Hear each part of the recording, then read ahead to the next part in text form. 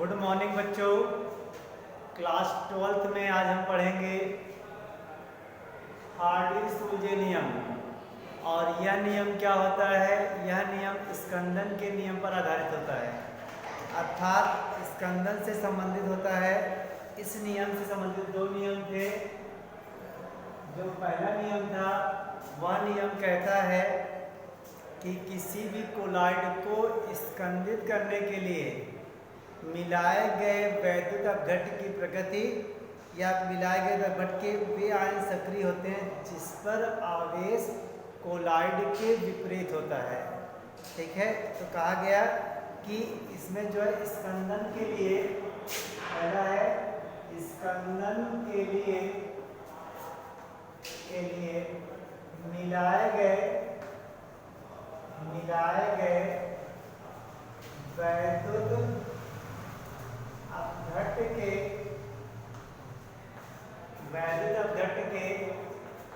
वे ion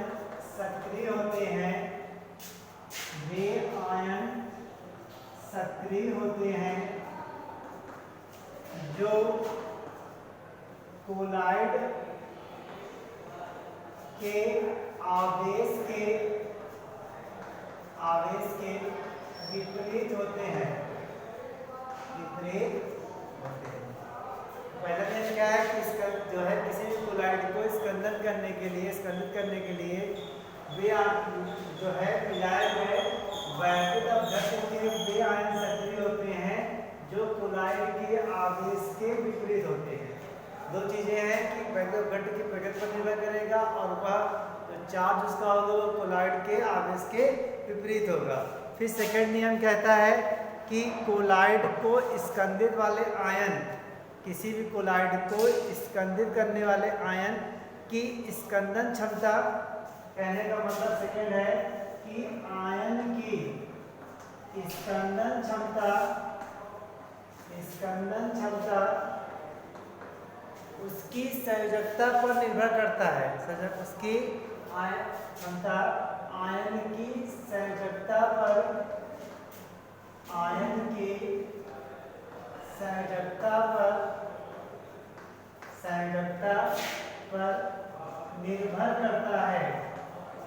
निर्भर करता है। कहने का मतलब है कि जो आयन की संयोजकता होगी, जितनी अधिक संयोजकता होगी उसके स्कंदन क्षमता भी उतनी ही ज्यादा होगी।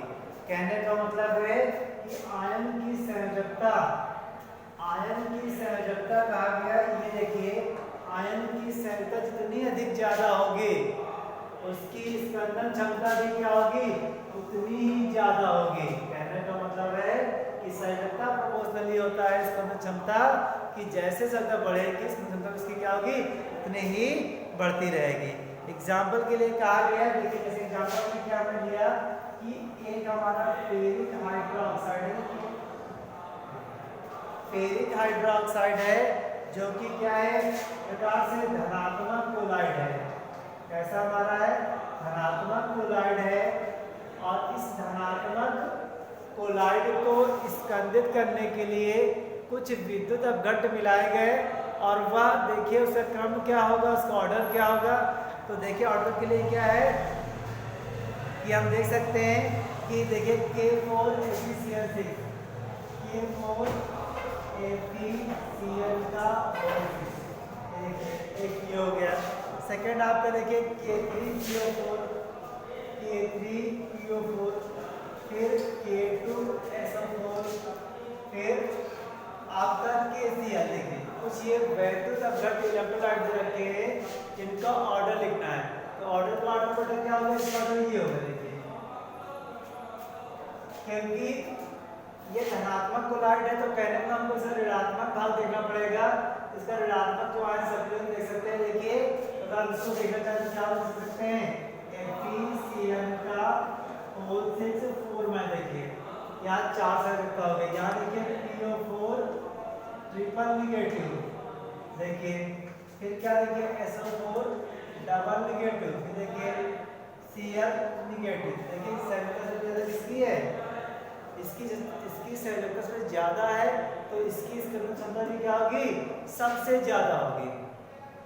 स्कंदन में क्या होगी, सबसे ज्यादा होगी और सबसे कम किसकी होगी, क्लोराइड की। क्यों, क्योंकि क्लोराइड की संख्या क्या है, सबसे कम है। तो देखिए इस प्रकार से क्या होता है, हम जो है स्पंदन छंद या हार्डी सूत्र का नियम का उपयोग है। और बेटा ये इम्पोर्टेंट भी है एग्जाम के लिए भी, अदर एग्जाम के लिए भी। अब देखिए कैसे ही है कि आप लोगों ने देखा होगा कि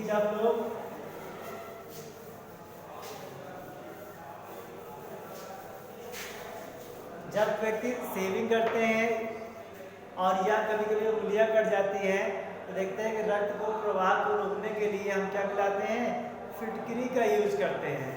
तो रक्त के प्रवाह को दूर करने के लिए हम लोग फिटकरी का यूज करते हैं। क्यों करते हैं, क्योंकि जो फिटकरी हमारी होती है, हमने क्या रक्त है हमारा है, रक्त को रोकने के लिए क्या होता है कि रक्त हमारा क्या है, निगेटिव कोलाइड है। कैसा कोलाइड हमारा है, निगेटिव कोलाइड है।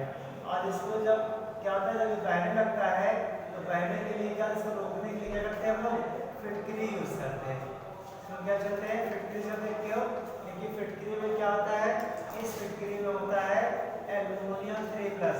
तो एल्युमिनियम आयन क्या करते हैं, इस ब्लड को जो है क्या करते हैं, स्कंदित कर देते हैं। इस कारण से जो है इसका यूज किया जाता है। फिर इसी में हमारा क्या है, अगला है रच्छी कोलाइड।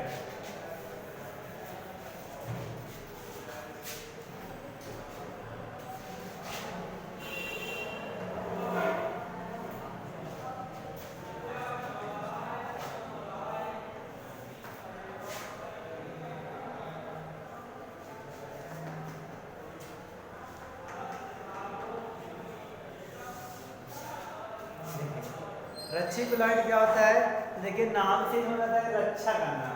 तो रक्षा करना ना रच्छी कोलाइड कहलाते हैं। तो कोलाइड क्या होते हैं कि हमारे जो कोलाइडी प्लेन्स होते हैं, तो ये क्या होते हैं, बहुत दिनों तक जो है सुरक्षित नहीं रहते। कहने का मतलब बहुत दिन तक स्थायी नहीं रहते। अगर हम सोचें कि अपने यहाँ का अनार का जूस या गन्ने का जूस बना के रख लेगा काफ़ी समय तक, तो उसको रख नहीं सकते। तो उसी प्रकार से क्या होता है, कोलाइडी प्लेन भी स्थायी नहीं होते। तो उनके स्थायित्व को बनाए रखने के लिए क्या होता है कि उसमें क्या मिलाते हैं, द्रव स्नेही कोलाइड मिलाते हैं। तो कहने का मतलब है कि जो हमारे कोलाइडी प्लेन होते हैं, तो कोलाइडी विलयन को स्थायी बनाने के लिए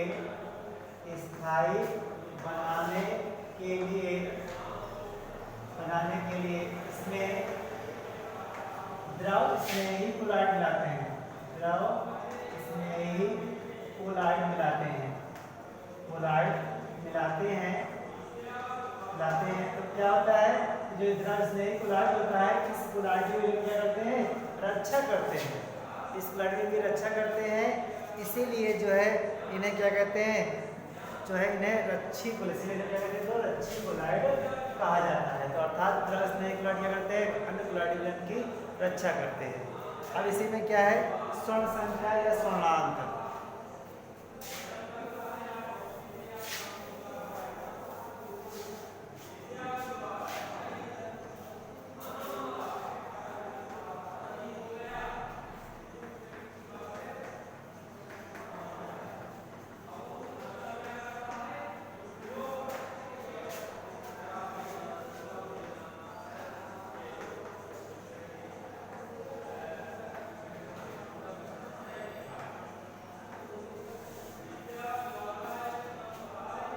देखिए तो बेटा क्या होता है कि स्वर्ण संख्या भी क्या एक प्रकार से, ये भी हमारी प्रकार से जो है कहते हैं कि ये रच्छी कोलाइड की माप होती है। क्या होता है, रच्छी कोलाइड की माप होती है। तो कहा गया है कि रच्छी कोलाइड की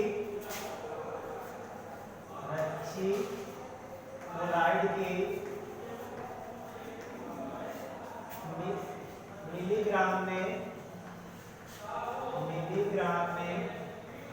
वह सूखी मात्रा जो 10 ml गोल्ड विलियन को 10 ml गोल्ड विलियन को 1 ml 1 ml 10% NaCl यानी सोडियम क्लोराइड द्वारा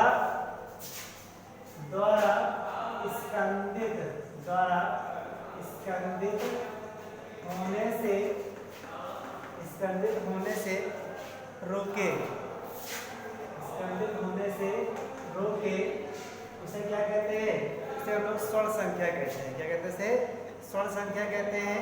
तो रच्छी कोलॉइड की मिलीग्राम में बस उसकी मात्रा जो 10 ml गोल्ड विलियन को 1 ml 10% NaCl द्वारा स्कंदित होने से रोके रच्छी कोलॉइड की स्वर्ण संख्या कहलाती है। क्या कहलाती है? रच्छी कोलॉइड की स्वर्ण संख्या कहलाती है। और जिस रच्छी कोलॉइड की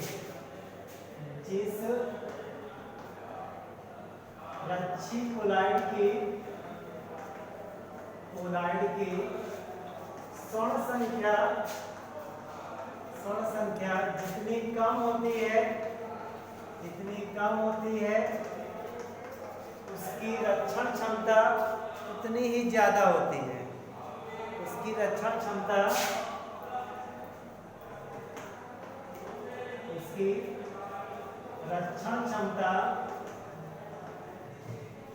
उतनी ही ज्यादा होती है।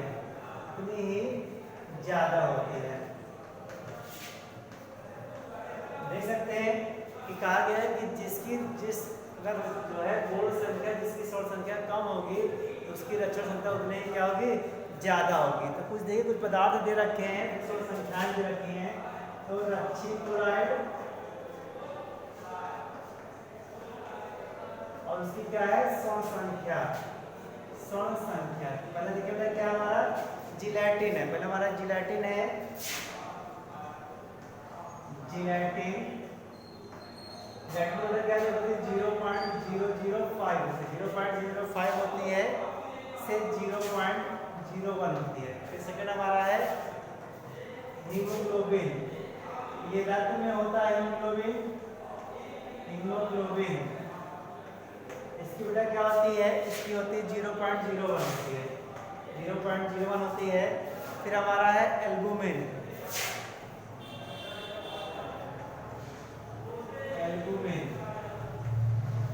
एल्बुमिन क्या होता है? ये अंडे में पाया जाता है।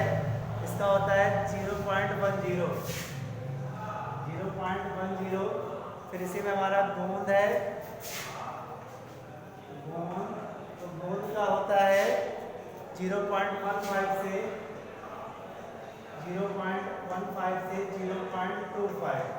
और जो हमारा स्टार्च होता है, स्टार्च क्या होता है? स्टार्च इसका होता है इसका 0.25 25 होता है इसका। देखिए, देख सकते हैं कि जिलेटिन की स्वर्ण संख्या है, जिलेटिन की स्वर्ण संख्या सबसे कम होती है, अर्थात जिलेटिन की रक्षण क्षमता सबसे ज्यादा होगी। और स्टार्च की स्वर्ण संख्या सबसे ज्यादा है। इस कारण से क्या होता है? स्टार्च की जो है रक्षण क्षमता क्या होती है? सबसे कम होती है। तो कभी कभी ये क्वेश्चन विकल्प में भी आता है, तो ऑप्शन में मिल जाता है कि 4 स्वर्ण संख्याएं मिल गई, पूछ लिया किसकी रक्षण क्षमता ज्यादा है या किसकी कम है। तो जिसकी ज्यादा और जिसकी कम होगी उसकी रक्षण क्षमता ज्यादा होगी, और जिसकी ज्यादा होगी गोल्ड संख्या उसकी रक्षण क्षमता क्या होगी? सबसे कम होगी। फिर देखिए इसी में आगे, फिर बेटा कभी कभी कहता है कि हमने कहा कि माप है, यदि कहा गया है कि स्टार्च की स्वर्ण संख्या 25 है। एग्जाम्पल कोई चीज पूछेगा, इसे मान लो कहा गया कि स्टार्च की स्वर्ण संख्या 25 है। तो इसका अर्थ क्या होगा? इसका मतलब क्या है कि 10 ml इसका मतलब क्या है कि 10 ml गोल्ड सॉल्यूशन को 1 ml 10% NaCl द्वारा स्कंदित होने के लिए स्टार्च के 25 मिलीग्राम की आवश्यकता होगी। तो स्टार्च की आवश्यकता होगी कितने की होगी? 25 मिलीग्राम। अगर स्टार्च हम दे दें तो 25 मिलीग्राम क्या करेगा? 10% गोल्ड सॉल्यूशन को 1 ml जो है NaCl द्वारा क्या होगा? स्कंदित होने से रोका जा सकता है। तो फिर अगला प्रश्न में क्वेश्चन हमारा है ये है कि दूध हमारा क्या होता है? दूध हमारा पायस होता है। दूध हमारा क्या होता है? पायस प्रकार का कोलाजिन होता है, जिसमें दोनों चीज क्या होती है? लिक्विड होती है। तो फिर भी क्या होता है? ये स्थायी होता है। हाई कोलाइडल स्थायी नहीं होते, लेकिन फिर भी ये स्थायी बना होता है। ऐसा क्यों होता है?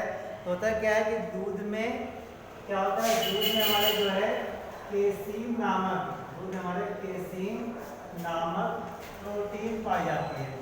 और ये केसीन नामक प्रोटीन पाई जाती है जो कि क्या होता है, एक प्रकार से हमारा रच्छी कोलाइड होता है। और एक केसीन प्रोटीन रच्छी कोलाइड का कार्य करती है, और रच्छी कोलाइड के कार्य करने के कारण क्या होता है कि हमारा दूध पायस होते हुए भी क्या होता है, स्थायी होता है। Thank you.